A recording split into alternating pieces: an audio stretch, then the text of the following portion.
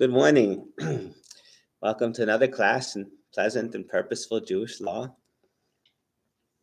We're learning the laws of the 3 weeks. Actually, we're up to Tish'ah B'Av already. And today's lesson is about certain customs on Tish'ah B'Av. We're on page 320 in Sharei Halacha. Zev Greenwald, Sharei Halacha. Page 320, paragraph 23, additional laws. Before we start, it's important to know, we talk about pleasant and purposeful Jewish law. Where does customs fit into Jewish law? What is a Jewish custom? So the source of keeping a Jewish custom is a verse in Proverbs, Al titosh Torah simecha. Do not forsake the Torah of your mother. What Torah of your mother? There are certain basic actions, guidelines, ways of living, ways of life that we learn from our mother. It's how we act. It's our identity. It's what makes you who you are. So there are laws, which are guidelines from our Father in heaven, so to speak, that He told us, do this. He guided us. This is the way to live. This is the best way to act. These are the laws which we're trying to show always how it's pleasant and purposeful. There's a whole new category of Judaism, another category, besides for the laws that Hashem tells us, there's Jewish custom. The source of Jewish custom is from the Jewish people themselves, which is compared to your mother. It's the way we act. And there are sometimes it's accepted throughout Judaism. This is the way we act. And there are certain customs that are dependent on the place, different.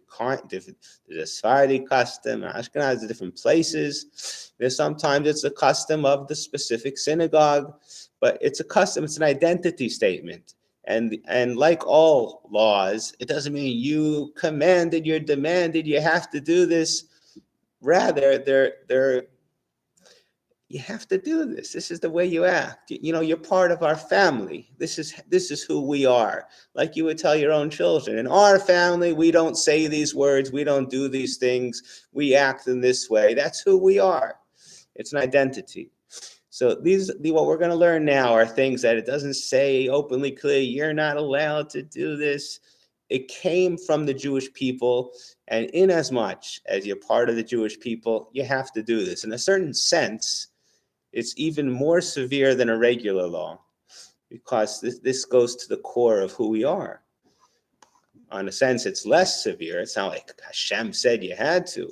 But in a certain sense, wanting Jewish custom is even more important than Jewish law, because Jewish custom is an identity statement. It's compared to the Torah, the guideline of your mother. That's how we act in our home. We act in a certain way. That's who we are. So these laws we're going to learn today, we're in paragraph 23, are Jewish customs. One may not sit on a chair, bench, etc., from when the fast begins in the evening until midday the following day. The sitting on the chair, it means to sit high up. Now, this is not a law. Hashem didn't say this. The prophets didn't. Let me just, before we go into the difference, what Hashem said and rabbinical or customs, when we talk about Tish'ah B'Av, obviously these are not from the Torah. This is after the destruction of the temple. But it's more severe. The laws of Tish'ah B'Av, like not eating, are more severe than other rabbinical decrees. This is something that was from the times of the prophets. From the destruction of the temple, the prophets told us these laws, these guidelines of not eating on Tish'ah B'Av. So there are laws, rabbinical laws, that we shouldn't do. It's really bad for you to do this. It's not Hashem in the Torah, but it's very severe. It's called Divrei Kabbalah. It's from the words of the prophets, and this is the word of God through the prophets. We were taught something really fascinating. If somebody eats, I'll leave that out. Sorry. No.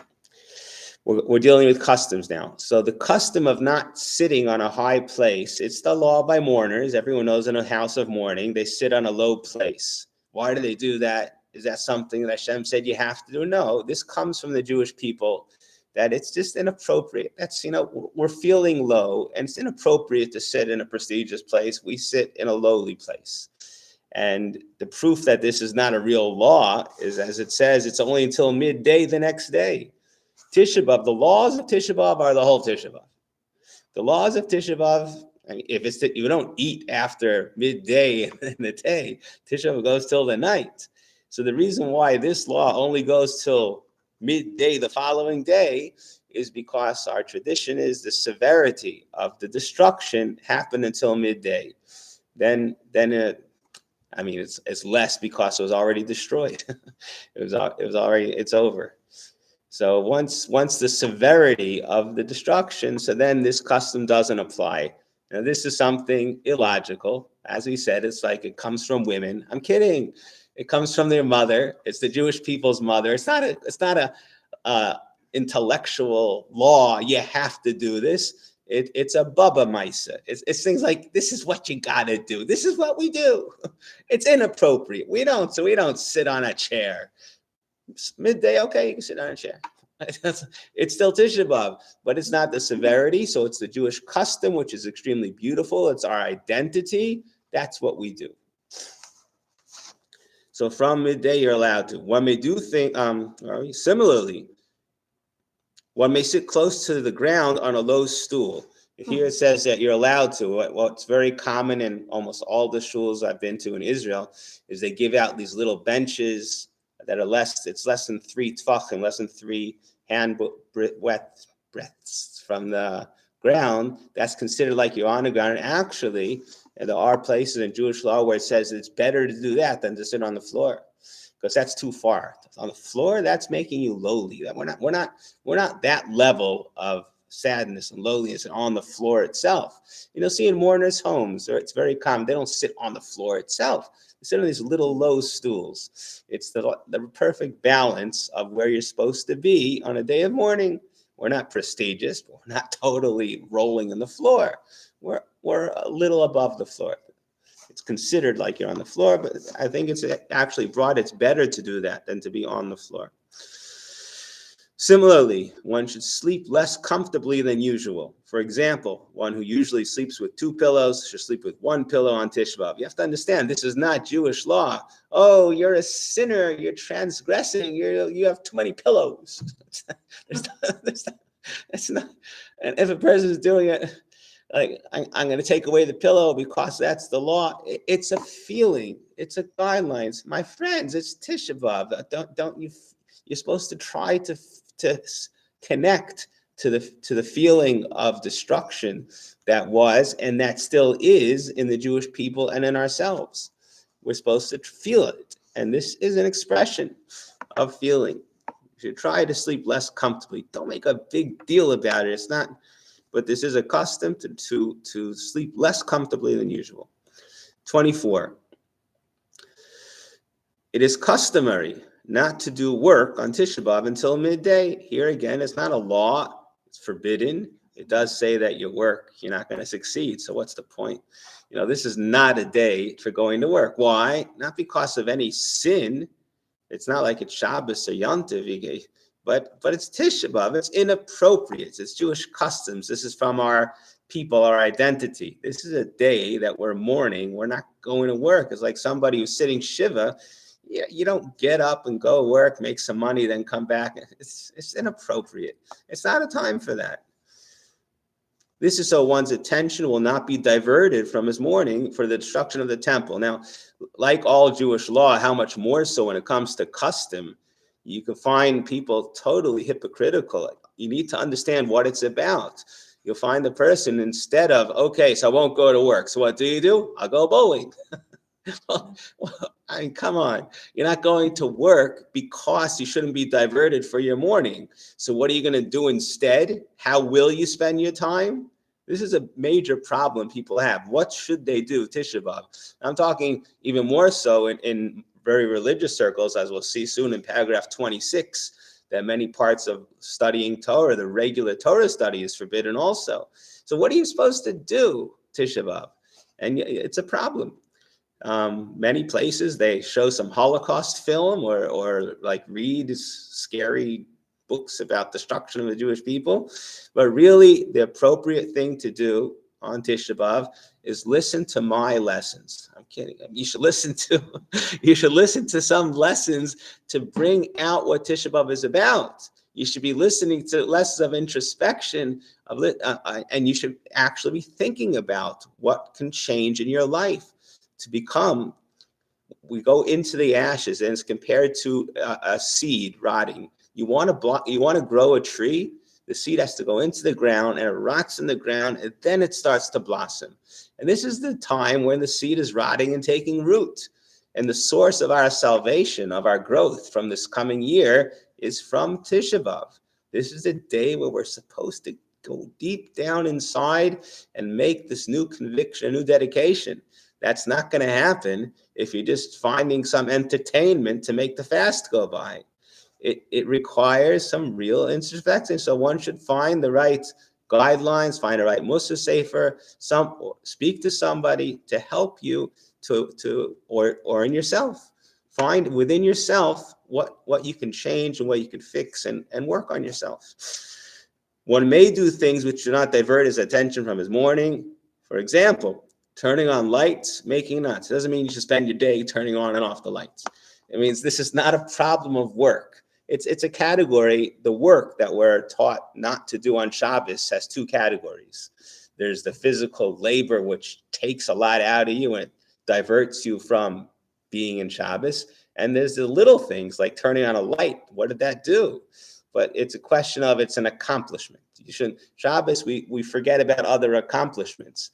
Well, on Tisha B'Av, it's not in a question of accomplishment, so you could turn on the light. That's not the issue. The issue is to get involved in things. Hopefully, when you turn on the light, you're not too involved in it. So you shouldn't be, or else you need help.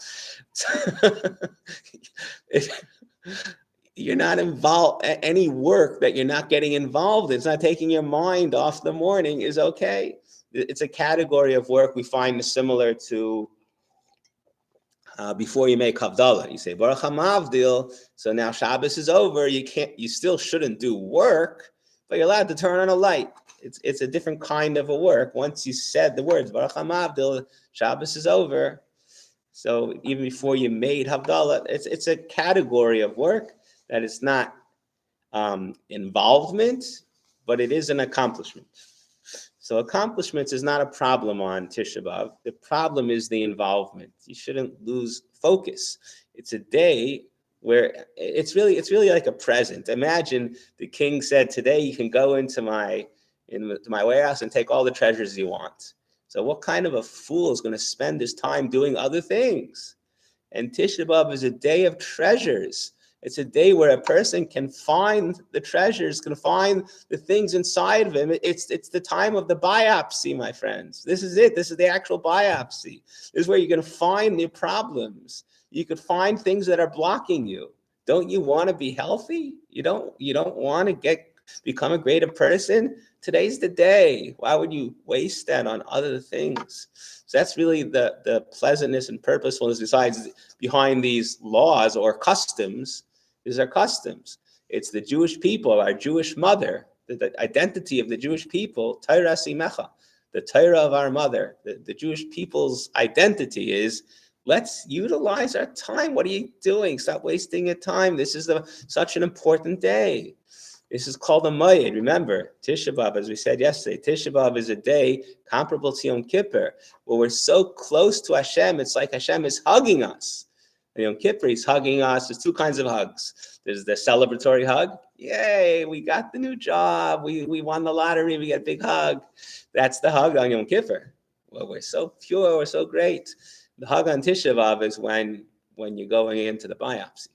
And your father holds you and hugs you. We're going to get through this.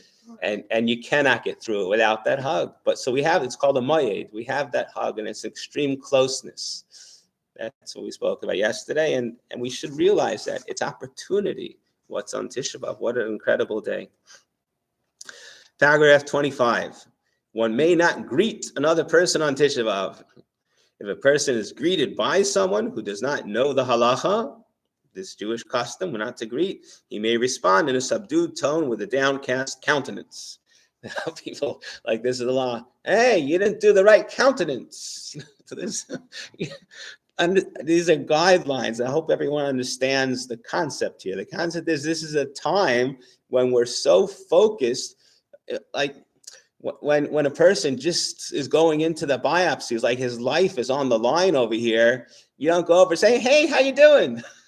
Like, I can't, not now. This is not the time for that. That's what what's talking. It's compared to actually another comparison, which it says is a person who just lost a relative. We have our congregation in Miami. Somebody just lost their mother. So imagine going to him at such a time. Hey, how you doing?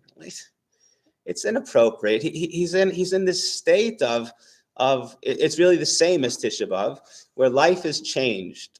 Everything is changed. His mother's not here anymore. So,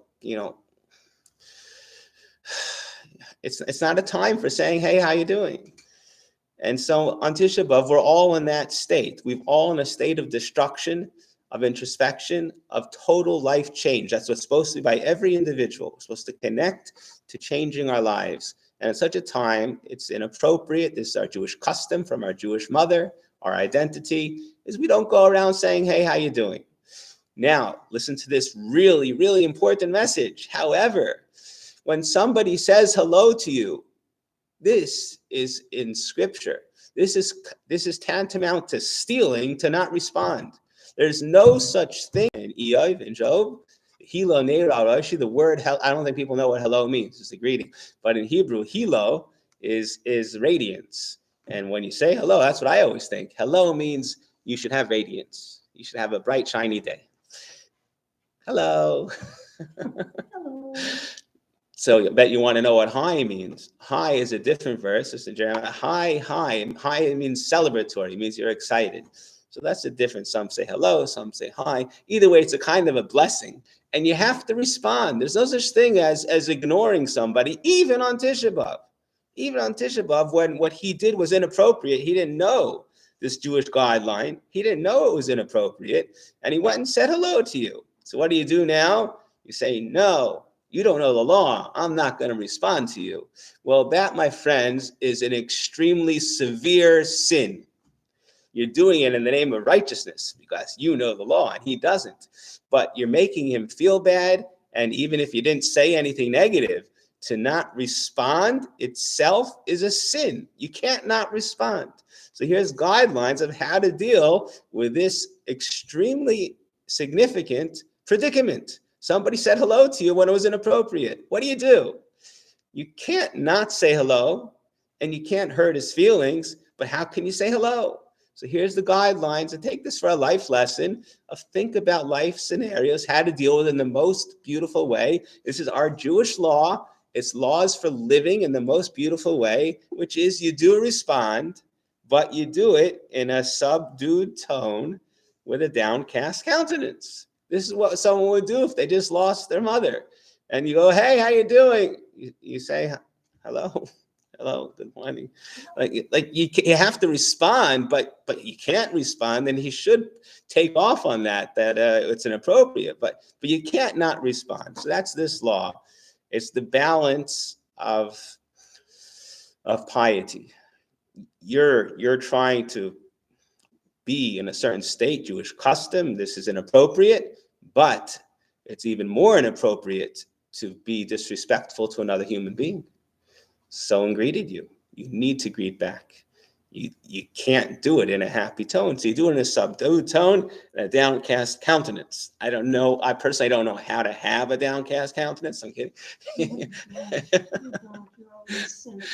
So we have to work on this. Let's prepare for Tish'ah B'Av and work on getting yourself into a downcast countenance in case anyone greets you. It's a really hard law to fulfill, but we're supposed to do it in a subdued tone and a downcast countenance because it's inappropriate. Paragraph 26, studying Torah on Tish'ah B'Av. Studying Torah gladdens the heart. This is derived from the verse, the statutes of God are righteous, gladdening the heart. This is throughout Torah, this whole wonderful, joyous thing. I even heard about a certain monk In Christianity, they say the Old Testament, the Torah, it's all an old rag. It's gotten rid of. So this Christian monk was reading in Psalms about how wonderful the Torah is. He says, I don't understand. How could the New Testament call it? It says it's so wonderful. So he left Christianity, thank God. It can't be true. And every Jew who knows how to study Torah, sees the beauty of the Torah, knows this is true. It brings such tremendous joy, understanding it and living according to the guidelines of Hashem in life. It brings joy. So much joy that it's inappropriate on time of mourning. Someone who's sitting Shiva, or as we are on Tish'ah B'Av, we are in actual mourning for our temple, for our relationship with Hashem, which we are missing tremendously. So we can't study words of Torah that bring this level of joy. So what are you supposed to do? How does a Jew live without studying Torah? Wait 1 minute. Rejoicing is prohibited on Tish'ah B'Av. It's inappropriate. You don't go around all full of joy on Tish'ah B'Av. It's inappropriate. Therefore, one may only study the following sections of the Torah, which discuss the destruction of the temple in mourning. He could learn the halachas pertaining to Tish'ah B'Av. We might have a lesson Sunday morning. We could learn the laws of Tish'ah B'Av. The book of Eiv. Eiv is really, listen to the story of Eiv, how his life was destroyed. That you're allowed to do. Because you won't go to the outward joy. Somebody who reads tragedies and he's all smiling about it, there's something wrong with him. So there is an inner joy because it's Torah and you have a clear understanding of life. You have an inner joy, but it's not going to bring you to the song and dance joy when you're reading about tragedies. So that's okay. The chapters of Yirmiyahu, you could read Eiv, you could read Eicha, Lamentations. We actually read it in public on Tish'ah B'Av. We read it in the night, we read it in the day. The chapters in Yirmiyahu describing the destruction of the temple. There's certain chapters in Jeremiah, it's written which ones you could, which ones you can't. The chapters that talk about the destruction, you're allowed to read. The ones that talk about how Hashem's going to take us out of our exile and everything's going to be wonderful, that's not appropriate now. Now we're working on getting it to that level where Hashem's going to take us out. But we have to go through the destruction period. The seed has to rot before it grows. We have to get it out, my friends. Get it out. Radiation. One should skip the verses of consolation. It's not the time for consolation now. The third chapter of Tractate Moed Katan, there's a whole section in Torah and Jewish law and Talmud, which discusses the halachas of mourning. And pages 55b through 58a. In fact, I used to learn this with my children. Every Tish'ah B'Av, we would sit on the floor or on a low stool, and I would tell them the stories, the stories that happened of the destruction of the temple. By the way, why is the destruction of Gittin means divorce? It's not a coincidence, my friends. Our destruction of our temple is compared in scripture to a divorce. The Jewish people and Hashem are in a close, loving marriage, and we are in exile. It doesn't mean Hashem got rid of us, completely destroyed. No, he said we're married forever. You're mine forever. But we are in a separation period because of our illness. And Hashem put us in exile that we need to work on. And he told us he's taking us back. It's just we have to go through this process. We don't have that level of closeness because of our iniquities. We don't have it. During the exile, we still celebrate our marriage to Hashem every Shabbos. We celebrate it on Shavuot. We celebrate all the time our marriage to Hashem. We celebrate every day in our Shema. It's constantly celebrated. However, there is a certain aspect of separation, of being sent away. That's why it's in Tractate Gittin, which is about divorce. So that section we're allowed to learn in Gittin, which discusses the destruction of the temple and the Jews' subsequent exile from the land of Israel. When studying these sections, one should only learn their simple meaning and not engage in the enjoyable Talmudic exegesis, how do you say that word?